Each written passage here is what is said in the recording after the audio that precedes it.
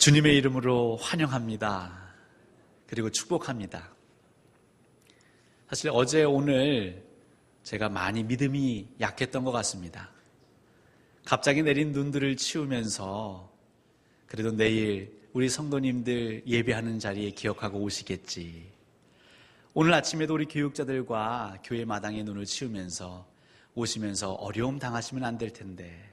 근데 한켠에는요, 큰 길은 녹았다고는 하지만 집 앞에 눈, 또 교회 입구 눈이 걱정되어서 못 오시면 어쩌나, 못 오시면 어쩌나. 그런데 하나님은 믿음 없는 이 목사의 그 걱정을 한순간에 날려보내시고 이렇게 많은 주의 성도들이 한자리에 모여서 예배할 수 있는 은혜를 주셨습니다. 이것이 하나님의 은혜고 여러분의 마음을 주장하신 성령님의 인도하심이십니다. 여러분, 오늘도 내일도 날마다 그 성령의 인도하심을 따라 사신다면 2017년 한 해도 분명 우리에게는 기쁨과 소망이 차고 넘칠 것입니다. 여러분, 그 소망과 그 기쁨을 이제 곧 다가오는 이 설 명절 우리 친지들에게 나누어 주셔야겠습니다. 명절이 되면 사람들은 들뜨지요. 오랫동안 보지 못했던 형제, 자매, 부모, 친지들을 만날 생각에 설레이기도 합니다. 이번 고향 가는 길엔 내가 무엇을 가져다가 드리면 좋을까? 물론 선물도 좋고요. 또 현금도 좋겠지만 여러분 안에 있는 그 소망, 그 기쁨, 그 평강을 선물해 보십시오. 2017년 경기도 전망도 밝지 않다고 하는데 어찌하여 자네 얼굴은 그리도 밝은가? 예, 아버지, 예, 형님, 제 안에 예수 그리스도가 있기 때문입니다. 제가 이 땅을 바라보면 눈물 짓게 되고 근심하게 되지만 하늘을 바라보면 저도 모르게 웃음 짓게 되네요. 바라기는 형님도 우리 아버님도 어버님도 이 복음을 꼭 맛보시기를 저는 계속 기도하겠습니다. 여러분, 이런 명절이 되면 얼마나 좋겠습니까? 여러분의 발걸음에 하나님이 함께 하셔서 이번 명절은, 이번 설은 더 뜻깊은 명절 되기를 주님의 이름으로 간절히 소원합니다. 그래도 이 명절이 되면요, 고향에 가기 싫은 사람들이 있습니다. 명절 음식을 해야 되는 며느리들, 집안일 해야 되는 며느리들, 명절 증후군이라고 하죠. 그래도 안 갈 수는 없습니다. 가야 합니다. 그 와중에 그 친지들과 만나면 나누는 대화가 부담되어서 고향으로 가기보다는 인천으로, 그 공항으로, 해외로 가는 이들이 있습니다. 여러분, 친지들이 만날 때요, 수험생들, 입시생들에게 한마디씩 건넵니다. 근데 그 말이 얼마나 부담되는지요. 너 대학은 어떻게 됐니? 원하는 학교는 들어간 거니? 아무개는 어느 대학 갔다던데 너는 어떠니? 가슴에 비수가 되어 꽂힙니다. 취업을 준비하는 우리 취준생들은요, 넌 언제까지 엄마 아빠 밑에서 살 거야? 이제 사람 구실 해야지. 물론 맞는 말씀인데요, 누가 직장에 가고 싶지 않아서 못 가는 게 아니지 않습니까? 뽑아줘야 가지요. 일자리가 많아져야 가지요. 더 크게 마음 힘들어하는 분들이 있지요. 예, 노총각 노처녀들입니다. 언제 시집 갈래? 언제 국수 먹여줄래? 우리들의 대화는 틀린 말이 없습니다. 다 맞는 말입니다. 상대방을 걱정해주는 말이고요, 좀 잘 살아보자고, 너의 인생길을 살아가는 데 있어서 그 방향과 목적을, 그리고 그때에 맞는 것들을 성취해가는 것이 필요하다고 우리 어른들은 걱정해주는 것이지요. 인생의 목적을, 인생의 방향을, 인생의 목표를, 그리고 그 길 한 걸음 한 걸음 차곡차곡 착실하게 걸어나가라, 이런 의도에서 조언해 주시는 것입니다. 근데 그 조언이 마음 편하지 않습니다. 왠지 불편합니다. 왜일까요? 말은 맞는 말인데요, 더 힘들어하는 내 마음을 몰라주기 때문입니다. 그 조언하시는 분이 만약에 내 마음 안에 들어와 보셨다면, 누구보다 더 애타고 초조하고 근심하는 내 마음을 안다면 과연 그렇게 말할 수 있을까요? 우리는 우리 자녀들의 인생을 걱정합니다. 왜냐하면 부모이기 때문입니다. 어른이기 때문입니다. 근데 우리의 인생, 이미 어른으로 부모로 살아가는 우리의 인생을 걱정하시는 또 한 분이 계십니다. 바로 예수 그리스도십니다. 우리는 우리 자녀들에게 너는 꿈이 뭐니? 너는 어떤 목적을 살고 살아가니? 라고 말하는데요. 동일하게 오늘 이 순간 우리 주 예수 그리스도는 저와 여러분들을 향하여 묻고 계십니다. 2017년 1월 22일 이 자리에 앉아있는 저와 여러분에게 예수님 물으십니다. 인생의 목적이 무엇이냐? 2017년 무엇을 향해 그리도 열심히 달려가고 있느냐 물으십니다. 여러분 마음 가운데 소원이 무엇입니까? 무엇을 향해서 이토록 열심히 살아가십니까? 세상 사람들은 얘기합니다. 집착만 해야죠. 자식 공부시켜야지요. 노후 준비해야지요. 맞는 얘기입니다. 하지만 우리 주님이 바라시고 기다리는 대답은 무엇일까요? 우리 주 예수 그리스도를 믿고 따르는 주의 백성들은 한결같이 고백합니다. 여호와를 영화롭게 하는 삶을 저는 살고 싶습니다. 영원토록 여호와를 즐거워하는 삶, 하나님께 영광 돌리는 삶을 살고 싶습니다. 그것이 믿는 자들의 인생의 변함없는 목적이 되겠죠. 결국 이 시간 저희들은 그 갈림길 가운데 때로는 고민합니다. 분명 여호와의 영광을 위해 살아야 하는데 나는 오늘 여전히 무엇을 먹을까? 무엇을 입을까? 무엇을 마실까? 그 목적 가운데 살고 있구나. 그럼 이것이 왜 중요하냐면요. 우리가 이 땅의 것에 소망을 두고 살다 보면 자꾸 부딪히게 됩니다. 충돌하게 됩니다. 우리가 단합합시다, 한 몸이 됩시다, 하나가 됩시다, 통일을 이룹시다 얘기하지만 이 땅의 관심을 살아가는 순간부터, 이 땅의 것을 쥐고 놓지 않고 살아가면서부터 우리는 자꾸 불편한 것을 경험합니다. 왜 서로 사랑해서 결혼했는데 그 아내와 남편은 하나가 되는 게 어려울까요? 왜 의견의 일치를 보지 못할까요? 왜 자녀 양육 문제로 시시콜콜 다투게 될까요? 왜 남과 북은 분단된 지 이렇게 오랜 시간이 흘렀음에도 불구하고 점점 가까워지기보다는 더 멀어지게 될까요? 이 땅에 살아가는 사람들이 이 땅의 것을 목표로 살아가기 때문에 나의 만족과 나의 유익과 나의 욕심과 나의 편리를 추구하기 때문에 내가 편하고자 하면 누군가는 불편하고요. 내가 불편해서 남이 편한 것을 보면 내 마음은 더 분이 나는 것이지요. 오늘 예수 그리스도께서 우리에게 주신 이 요한복음 말씀은 특별히 13장부터 17장까지를 이렇게 제목을 달아봅니다. 예수 그리스도의 제자에게 전하는 예수님의 고별사라고 합니다. 그러니까 제자들에게 남기신 예수님의 고별사가 13장부터 17장까지 무려 5장이 되는 것이죠. 그러니까 성경 5장 내내 예수님이 그냥 하고 싶은 말씀을 구구절절 해나가십니다. 그 제자들의 발을 씻기신 이야기부터 시작하셔서 가룟 유다가 나를 팔 것이다. 베드로 네가 나를 부인할 것이다. 나로 말미암지 않고는 아버지께로 갈 자가 없다. 내가 참 포도나무다. 그 와중에 우리 주님은 마지막 때에 지켜야 할 새 계명을 주셨는데 그것은 서로 사랑하라. 내가 너희들을 사랑한 것 같이 너희도 서로 사랑하라 하시면서 끊임없이 홀로 계속 얘기를 하십니다. 왜 그렇게 말이 많으실까요? 우리 주님 왜 이렇게 말이 많으실까요? 우리가 나이가 들면 말이 많아진다고 합니다. 주책일까요? 아닙니다. 뭔가 모르게 그 마음에 애절함이 들끓기 때문에 말이 많아지는 것입니다. 여러분 목사가 말이 많다고 흉보지 마십시오. 애절할 때 말이 많아지는 것입니다. 학창시절 우리 교장선생님들 왜 조회 시간에 그렇게 말이 많으실까요?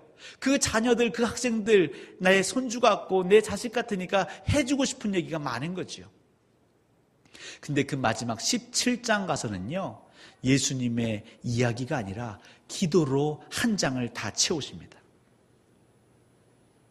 늘 하나님께 기도하시는 예수 그리스도께서 무엇이 부족하여서 요한복음 17장 한 장을 통째로 기도문으로 하나님께 간절히 비옵는 그 기도로 나아가고 계실까요? 그만큼 간절한 기도 제목이 있습니다. 반드시 이루어져야 하는 기도 제목이 있습니다. 오늘 본문에 내가 비옵는 것은, 이 비옵다라는 단어는 요구하다, 요청하다, 간청하다, 간절히 구하다. 예수님이 지금 하나님께 간절히 구하고 있는데 그건 무엇이냐면요, 하나님, 이 땅에 주의 백성들이 제발 하나 되게 하옵소서. 예수 그리스도께서 3년의 공생애를 보내시는 동안 늘 간절히 소원하고 기도하셨지만 주님 앞에 보여지는 모습들은 하나 되지 못하고 뿔뿔이 흩어지는 모습이었습니다. 서로가 서로를 정죄하고 비난하고 헐뜯고 끌어내리고 싸우고 다투는 모습이었습니다. 하나 되지 못하고 서로 분열하는 가운데 그 서로의 마음에 상처 주는 그 모습을 예수 그리스도는 봐오시면서 그 마지막 때에 간절히 기도하시는 것이죠. 하나님, 더 이상 서로 헐뜯지 않게 하소서. 더 이상 서로의 마음을 아프지 않게 하소서. 제발 이들이 하나 되게 하옵소서. 여러분, 하나 되는 것은 어려운 것이죠. 예수 그리스도가 간절히 기도할 정도로 하나 되는 것은 쉽지 않습니다. 아까도 말씀드렸지만 이유는 이 땅에 살아가는 사람들이 하나님을 바라보지 않고 우리 부활의 소망을 바라보지 않고 천국, 내가 가야 할 본향을 바라보지 않고 내가 지금 살아가고 있는 이 땅을 자꾸 내려다보기 때문입니다. 내가 사는 집을 바라봅니다. 내 일터를 바라봅니다. 내 형편과 내 조건을 바라봅니다. 그러면서 동시에 다른 사람들의 그 땅의 조건들도 환경들도 바라보는 것이죠. 누가 나보다 더 가지면 배가 아픕니다. 사촌이 땅을 사면 배가 아프답니다. 또 내가 누군가보다 더 가지면 우쭐댑니다. 교만합니다. 말이 거칠어집니다. 함부로 하게 됩니다. 그럼 또 누군가는 상처받고 아파합니다. 하나님, 제발 이들이 하나 되게 하옵소서. 그럼 왜 이렇게 하나 되는 것을 강조하셨을까요? 오늘 20절, 사실 이 사람들은 누구냐면 예수님의 고별사를 듣고 있는 제자들입니다. 하나님, 이 제자들, 그리고 앞으로 이 제자들이 전하는 말로 인해서 나 예수 그리스도를 믿게 되는 사람들, 그러니까 예수님을 만난 사람들은 그것을 전합니다. 내가 만난 예수를 증거합니다. 내가 본 표적을 증거합니다. 그래서 예수를 믿는 사람들도 생깁니다. 그 말로, 가르침으로, 교훈으로. 그런데 그것으로는 부족한 것이지요. 이 땅에 많은 교회가, 많은 그리스도인들이 전도하시거든요. 예수 믿으세요. 교회 나오세요. 이 땅을 살아가는데 힘드십니까? 어려우십니까? 예수 믿으면 평안해집니다. 아니나 다를까 70년대, 80년대 많은 사람들이 그 권면을 듣고 교회로 오셨습니다. 근데 요즘은요, 우리 길 밖에 나가서 시장이나 어떤 공원이나 사람들이 많이 다니는 곳에 나가서 예수 믿으세요. 교회 나가시죠. 예수님이 우리의 죄를 다 대속해 주셨습니다. 그러면요, 우리를 이상하게 쳐다봅니다. 그리고 당신이나 잘 다니세요. 이렇게 핀잔을 주는 것이죠. 우리는 하나님의 그 영광을 위해서 이 땅을 살아가고, 특별히 교회는 이 복음을 전하는 것이 최고의 목적인데요. 예전처럼 전도지를 만들고 상품을 드리고 선물을 드리고 말로 해서는 사람들이 예수 그리스도를 믿지 않습니다. 이제 그런 때가 되는 것이죠. 무엇으로만 세상이 예수를 믿게 되냐면 하나 되는 것으로 예수를 믿게 된다고 말합니다. 오늘 21절과 23절에는 반복하고 있습니다. 하나님, 이 땅에 주의 형제 자매들이 하나 될 때에 비로소 세상이 예수 그리스도를 믿게 될 것입니다. 아버지와 제가 하나 된 것 같이 이 땅의 형제 자매들이, 이 교회가 하나 될 때에 세상이 하나님의 사랑을 알게 될 것입니다. 우리가 전도하고 복음을 전하는 데 있어서 비결이 있는데, 지름길이 있는데, 그것은 무엇이냐면 여기 모인 우리가 하나 되는 것입니다. 아버지께서 내 안에, 내가 아버지 안에 있는 것 같이, 이것이 하나됨입니다. 누군가 여러분의 집에 방문한다고 할 때 그 집주인이 문을 열어주지 않으면 어떻게 될까요? 들어올 수 없겠죠. 그러니까 초대해야 합니다. 그리고 초대할 때에 그 마음의 빗장도 열어야 합니다. 아유, 우리 집이 정리가 안 됐어요. 지저분해요. 누가 흉볼까봐 걱정돼서 오시지 마세요. 목사님, 대청소하면 그때 신방하세요. 물론 맞습니다. 하지만 도적같이 주 예수 그리스도가 오신다고 할 때에 우리는 그 순간 마음의 빗장을 열고 예수님을 어서 오시라고 영접해야겠죠. 근데 그때는요, 어떤 확신이 있어야 모실 수 있을까요? 내 안에 들어오시는 예수님은 나를 흉보는 분이 아니시다. 내 부족함, 내가 바빠서 정리하지 못하고 내가 힘들어서 치우지 못한 것 다 헤아리시는 하나님이시다. 오히려 나를 흉보시는 게 아니라 내게 오셔서 위로해 주시는 분이실 것이다.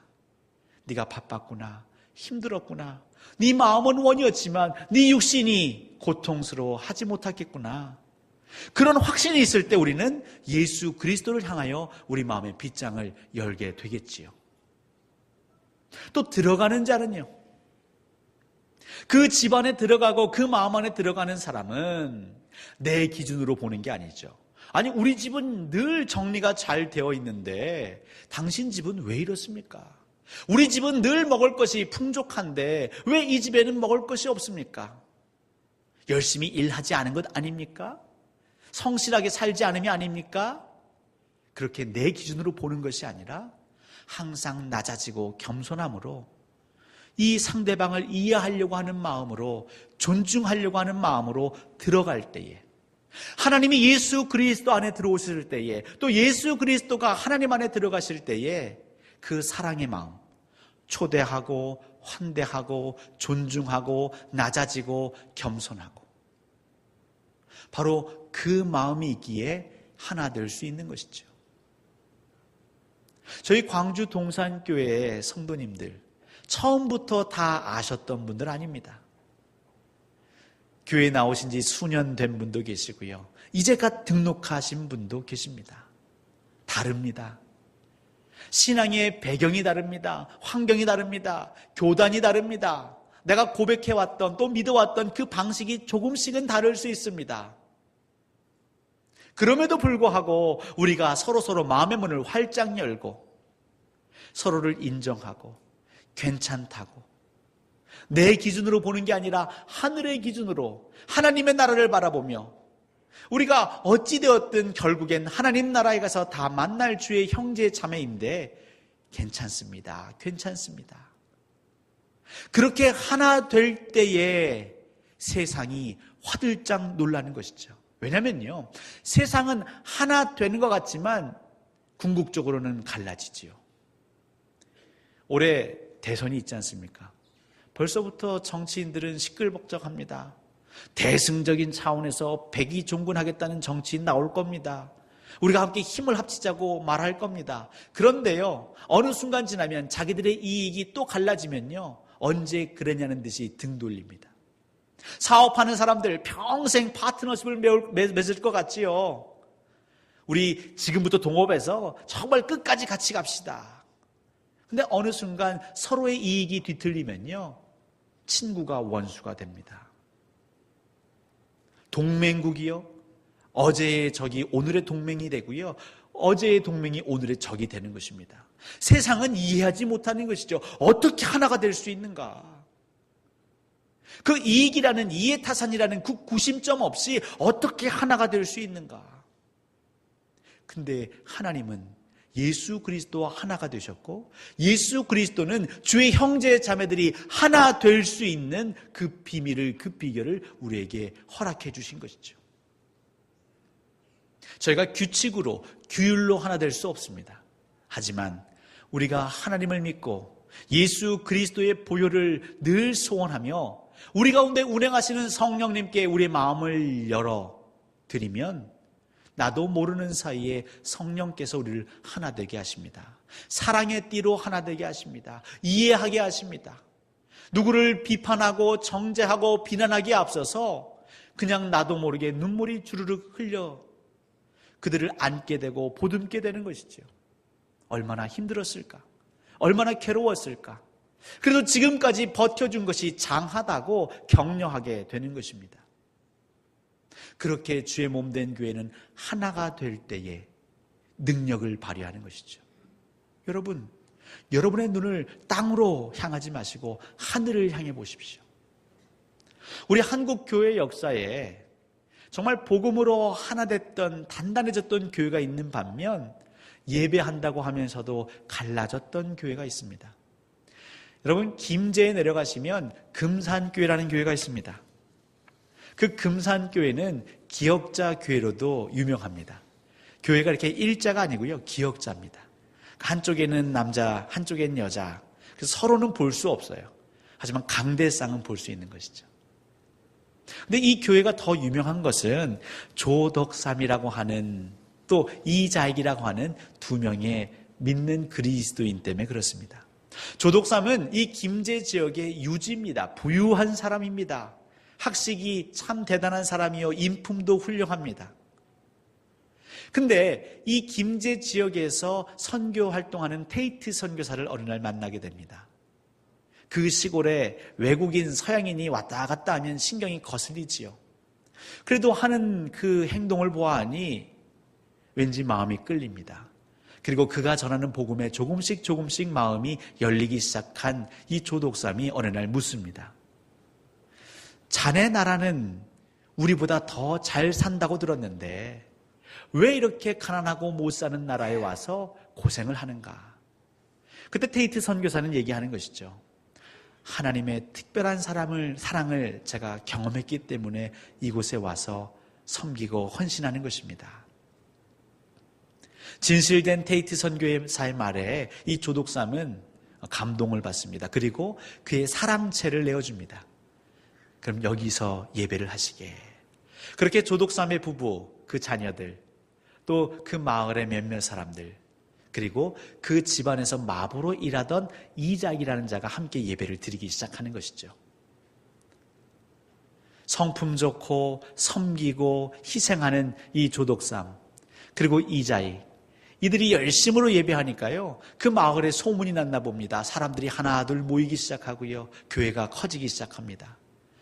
그렇게 세월이 지나서 이 조독삼과 이자익은 세례를 받습니다. 그리고 교회에 일꾼이 필요하기에 집사로 둘이 동시에 임직을 받습니다. 그런데도 교인들이 계속 밀려옵니다. 그러니까 교인을 신방하고 돌보는 장로가 필요했던 것이죠. 그래서 교회가 한 명의 장로를 선출합니다. 여러분, 누가 장로에 선출돼야 맞을까요? 우리는 우리의 상식으로는 이 조독삼이라는 자가 장로감이지요. 이자익보다 15살이나 많습니다. 그 지역의 부자요, 부유한 자요, 유지입니다. 많은 사람들의 존경을 한 몸에 받습니다. 인품도 훌륭합니다. 이자익은요, 그냥 그 집의 마부였고요, 하인이었습니다. 종이었습니다. 그런데 선거를 했는데, 투표를 했는데 이자익이라는 자가 된 것이죠. 1800년대 말, 1900년대 초 한국교회는 이런 일들이 종종 있었습니다. 서울에 승동교회라고 있는데요, 승동교회에서도 비슷한 일이 있었습니다. 그 승동교회 백정인 박성춘이라는 자가 그 교회의 초대 장로가 된 것이죠. 백정이 장로가 됐습니다. 이 교회는 양반도 다니고 있었거든요. 그 양반들이 어떻게 했을까요?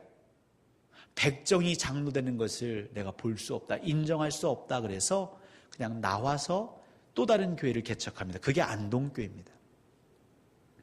연동교회라고 또 서울에 교회가 있습니다. 거기에도 양반들과 또 종들이 함께 예배를 하는데요. 여기서도 장로를 뽑았는데 가죽으로 신을 만드는 천한 직업을 가졌던 고찬익이라는 자가 또 초대 장로가 됩니다.